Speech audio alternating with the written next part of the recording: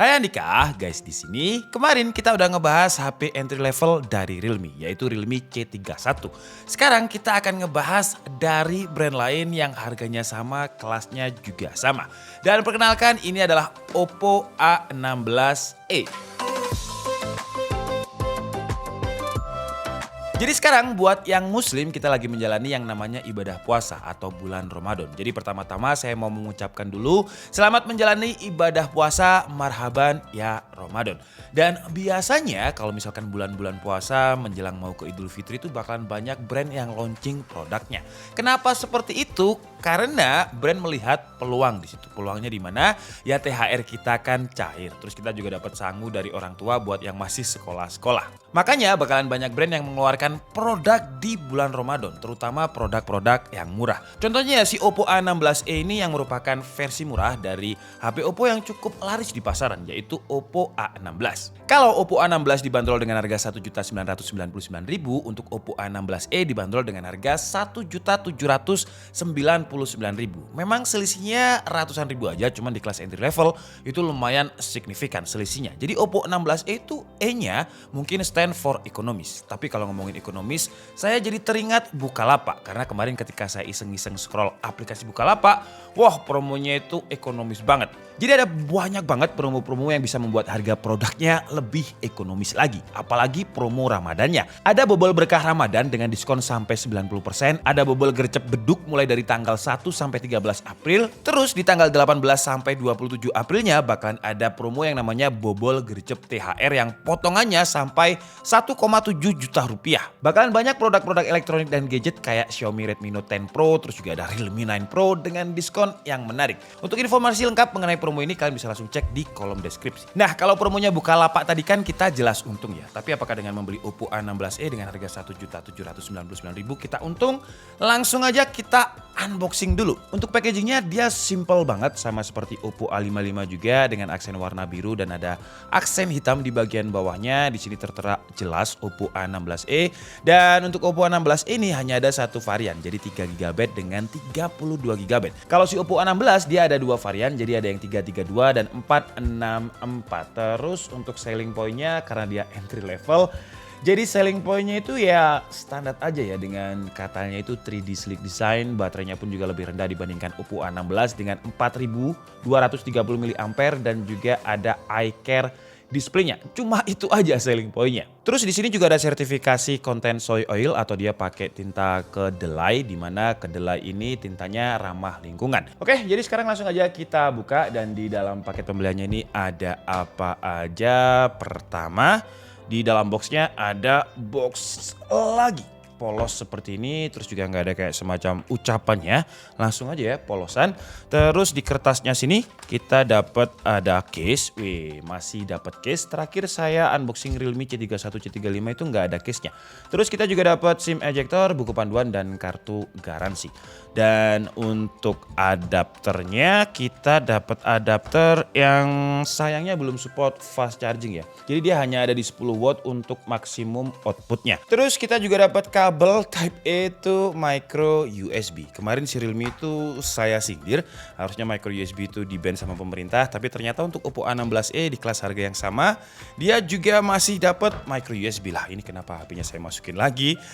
Dan inilah Oppo A16e-nya. Widih, desainnya ini kalau kita lihat mirip-mirip dengan Xiaomi 11 ya. Apalagi kalau misalkan tulisan Oppo ini saya tutupin. Wah, mirip banget. Cuman bedanya konfigurasi kameranya ini dia cuman single kamera aja dengan min-nya itu 13 megapiksel. Di bagian sini hanya pajangan aja dengan tulisan AI, terus di sini ada LED flash dan di bagian atasnya ada tulisan AI kamera juga. Wih, jadi AI-nya redundant ya. Kita copot dulu untuk stikernya yang ada di sini. Kalau untuk bahan materialnya di bagian belakangnya ini dia pakai bahan material plastik yang finishingnya agak-agak matte, jadi fingerprint itu kayak langsung hilang kalau misalkan nempel. Dan untuk varian warnanya dia ada dua, jadi ada hitam yang seperti kita bahas ini dan juga ada yang warna biru. Yang menarik dari Oppo A16 ini ketebalannya tipis. Ketebalannya tipis. Maksudnya dimensinya ini tipis. Kemarin si Realme C31 itu ngeklaim kalau itu adalah HP entry level yang tertipis. Wow, setelah Oppo A16 ini keluar, ya Oppo A16 ini yang paling tipis. Karena untuk ketebalannya dia hanya ada di 7,85 mm, di bawah 8 mm untuk sebuah HP entry level. Ini sih tipis. Terus untuk bobotnya dia ada di 175 gram. Kalau untuk portnya di bagian kanan sini dia ada volume up and down. Terus juga ada tombol power yang sayangnya nggak ada fingerprint. Terus di bagian bawah masih ada micro USB. Jadi portnya belum USB-C sayangnya. Terus juga masih ada audio jack, ada speaker. Di bagian kirinya nggak ada apa-apa, hanya ada SIM tray di sini. Terus di bagian atasnya nggak ada apa-apa. Terus untuk SIM tray-nya ini dia support dengan dual SIM dan juga masih bisa di-expand untuk SD card-nya. Karena RAM 3GB dengan memori 32GB, kalau misalkan kalian foto-foto terus ya bakalan cepet habis ya untuk 32GB. Dan sekali lagi untuk desainnya ya dia mirip dengan Xiaomi 11, tapi untuk sebuah HP entry level 1,7 jutaan masih oke lah. Sekarang kita bahas bagian depannya sambil kita nyalakan HP-nya. Jadi di bagian depannya ini kalau kalian lihat dia sudah ada screen guard-nya yang juga sudah tertempel ya. Jadi kita nggak perlu pasang lagi. Terus untuk kamera depannya ini dia ada di resolusi 5 megapiksel, sedangkan untuk Oppo A16 ada di 8 megapiksel.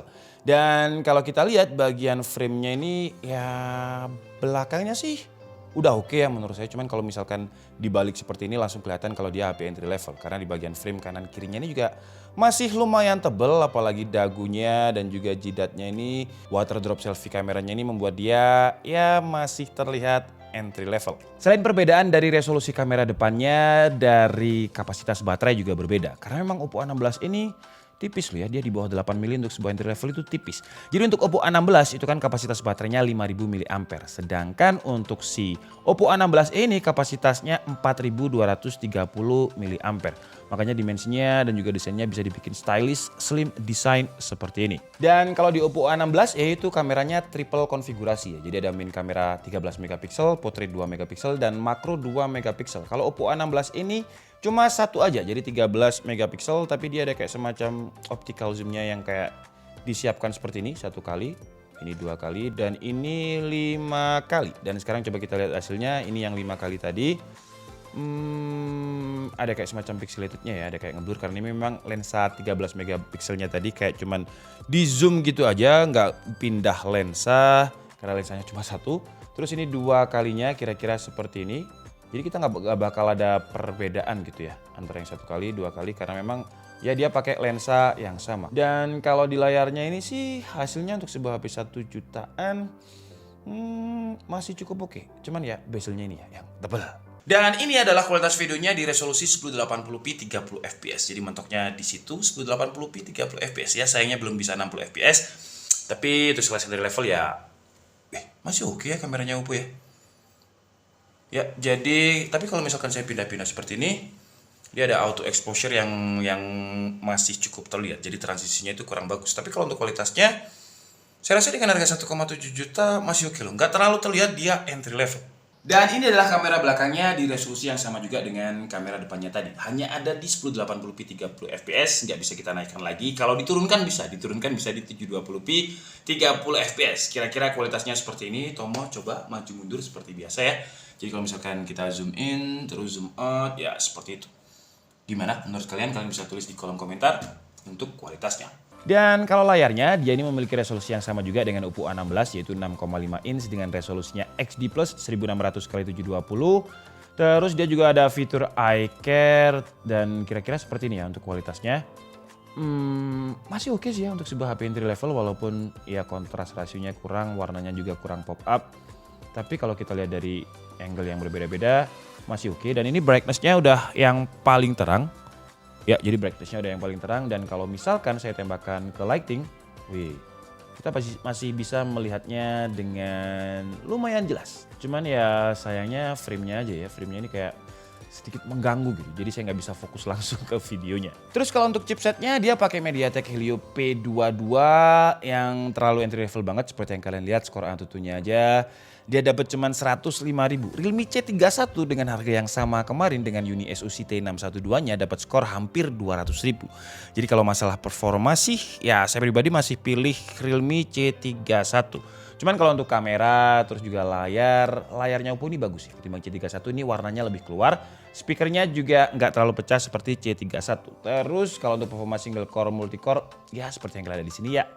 Standar lah. Jadi kalau misalkan kita main PUBG antara smooth medium atau smooth high lah. Tapi langsung aja kita coba. Dan sambil nunggu PUBG-nya masuk ya untuk kualitas suaranya ini. Dia memang speakernya satu aja di bawah. Jadi kalau misalkan saya tutup suaranya langsung hilang. Cuman ketika di volume 100% sebentar ya saya dekatkan dengan mic. Nah kalau kalian dengarkan ya dia ya udah selesai lagi loadingnya. Intinya di 100% dia nggak sepecah si Realme C31 kemarin. Oke, jadi sekarang coba kita lihat dia dapat settingan apa di bagian grafik sini. Terus ya dia cuma dapat smooth medium ternyata ya. Smooth high aja nggak sampai. Dan kalau misalkan kita main game sebenarnya Oppo itu dengan color OS-nya dia kita bisa tarik seperti ini untuk fiturnya. Jadi kita bisa pakai performance mode terus juga fitur-fitur game mode yang lain. Di sini kita juga bisa lihat untuk FPS-nya dia ada di 25. Terus CPU-nya 42%, GPU-nya 35%. Jadi informasi-informasi yang memang biasanya ada di Color OS. BTW ngomongin Color OS, untuk OS-nya ini, dia Color OS-nya itu berbasis Android 11, jadi belum 12, tapi 11 sudah oke lah ya. Mungkin ke depan bakalan ada update Android 12 untuk Oppo A16e ini. Oke lah, jadi mungkin cukup segitu aja video dari Oppo A16e kali ini. Kesimpulannya, kalau saya pribadi sih saya bakalan langsung pilih Oppo A16 dengan harga selisih 200.000 ya. Cuman memang biasanya 200.000 itu di kelas entry level lumayan banyak signifikannya. Tapi di Oppo A16 ini kita dapatnya MediaTek P22, ya performanya sih tipis-tipis tapi lebih kenceng di 35. Terus dari baterai juga si Oppo A16 lebih gede ya, 5000 mAh, ini 4300-an. Cuman perbedaan yang menurut saya bakalan menjadi salah satu alasan kenapa kalian pilih Oppo A16e adalah dimensinya yang tipis. Sekitar 7,8 mm dan untuk sebuah HP entry level sih itu tipis ya. Jadi kira-kira seperti ini tipisnya kalau misalkan dipegang itu pas gitu ya. Tapi ya jadinya baterainya nggak terlalu besar dengan 4230 mAh. Jadi kesimpulannya kalau misalkan kalian memang pengen HP yang lebih ringan, terus lebih stylish. Memang kalau dari segi desain Oppo A16 dan 16e, bagus 16e ya. Dia lebih stylish, lebih slim.